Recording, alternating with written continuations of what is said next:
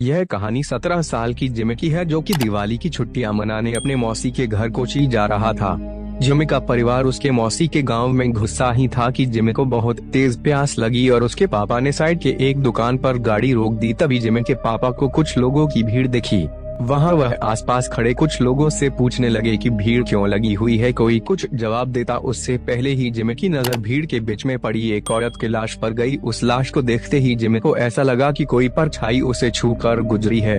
तभी जिमी का ध्यान सड़क पर पड़े उस औरत के सजने और संवरने के सामान पर गया। उसने सबसे नजरें चुराते हुए वहाँ से एक कड़ा उठा लिया। इतनी देर में जिमी के पापा उसे बुलाने लगे। उसने जल्दी से वह कड़ा अपनी पॉकेट में रखा और वहां से चला गया। अपनी मौसी के घर पहुंचने के बाद जिमी सबसे थोड़ा अजीब सा बर्ताव करने लगा। उसके घर वालों को लगा कि वे उस सड़क पर लाश को देखकर डिस्टर्ब हो गया है, पर जिमी का ध्यान अभी भी उसके पास रहे उस कड़े पर था। वह अपने कमरे में शीशे के सामने उस कड़े को पहनकर देखता और मुस्कुराता रहता। एक दिन जब जिमी अपने कमरे में उस कड़े को पहने खड़ा था तो उसका मन किया कि वो पूरी तरह लड़की बन जाए।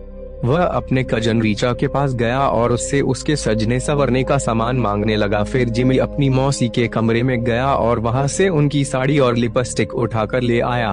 वह तैयार हो ही रहा था कि जिमी के पापा उसके कमरे में आ गए।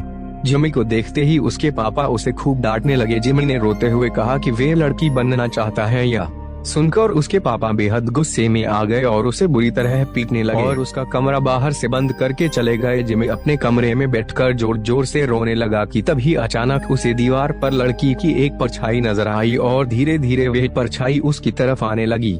जिमी वह परछाई देखकर थोड़ा घबरा गया और कमरे का दरवाजा जोर जोर से पीटने लगा, पर किसी ने दरवाजा नहीं खोला।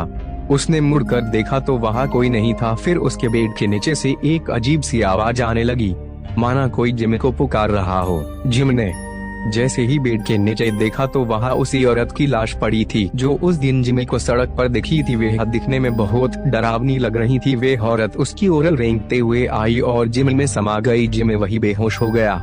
अगले दिन से जिमी अजीब तरह से बर्ताव करने लगा। वह अपनी मौसी की साड़ी पहले रहता, लड़कियों की तरह सजता और संवरता और सबसे बोलता कि अब से उसका नाम लक्ष्मी है। कभी कभी वह जोर जोर से चिल्लाता और सारा घर सर पर उठा लेता तो कभी किसी कोने में दुबक कर बैठ जाता और डरा डरा सा सहमा हुआ रोता रहता।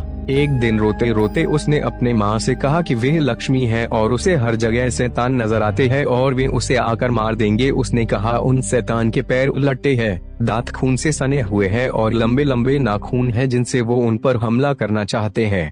जिमी की हालत दिन पर दिन खराब होती जा रही थी, लेकिन वह रोज लक्ष्मी बनकर सजता संवरता और अपना कमरा बंद करके नाचता रहता। उसके घर वाले समझ नहीं पा रहे थे कि उसके साथ क्या हुआ है और वो अपने आप को क्यों लक्ष्मी कहे जा रहा है।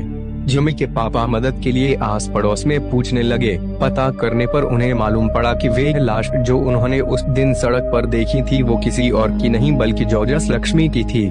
जॉर्जस एक लड़के से प्यार करता था और वह अपना नाम बदलकर लक्ष्मी भी इसीलिए रखा था। वे दोनों एक दूसरे से शादी करना चाहते थे, लेकिन जॉर्जस के घर वालों को यह मंजूर नहीं था। उनके लिए ऐसा करना एक बहुत बड़ा पाप था और गांव में हो रही बदनामी की वजह से उन्होंने जॉर्जस यानी कि लक्ष्मी को सबके सामने मौत के घाट उतार दिया। यह बात सुनकर जिमी के पापा के रोंगटे खड़े हो गए। उन्हें जिमी के साथ अपने बर्ताव के लिए बहुत पछतावा हुआ। उन्हें समझ में आ गया था कि उनके बेटे जिमी के शरीर में जरूर लक्ष्मी की आत्मा घुस गई है। वे जल्दी से पूरी बात बताने के लिए घर के लिए निकले, लेकिन तब तक बहुत देर हो चुकी थी। जिमी उस दिन भी अपना कमरा बंद करके नाच रहा था कि तभी उसे लगा कि उसके दरवाजे पर शैतान उसे मारने आ गए हैं। शैतान जिनके पैर उलटे थे, दांत खून से सने हुए और लंबे लंबे नाखून थे। जिमी घबराहट के मारे जोर जोर से चिल्लाने लगा। उसके बाकी घर वाले जब तक वे दरवाजा तोड़कर अंदर घुसे, जिमी का शरीर पूरी तरह से अकड़ चुका था। वे तुरंत उसे हॉस्पिटल लेकर भागे। डॉक्टर ने बहुत कोशिश की और वे किसी तरह जिंदा बच गया। जब जिमी के पापा ने सबको जॉर्जस की कहानी बताई तब सभी परिवार वालों को जॉर्जस के लिए बहुत दुख हुआ और उन्होंने जॉर्जस के लिए प्रार्थना की। और जब उन्हें जिमी के पास वो कड़ा मिला उन्होंने वो भी जॉर्जस की कब्र के साथ गड़वा दिया। कुछ दिनों बाद जिमी बिल्कुल ठीक हो गया। आज उसे लक्ष्मी के बारे में कुछ भी याद नहीं, लेकिन लक्ष्मी की तरह कई ऐसे लोग हैं जिनको गलत समझा जाता है और उन्हें उनके पसंद के लिए लोगों का बहुत बुरा बर्ताव सहना पड़ता है। यहाँ तक कि कई लड़कों को लड़कियों से प्यार करने के लिए और कई लड़कियों को लड़कों से प्यार करने के लिए लोग उन्हें मार डालते हैं।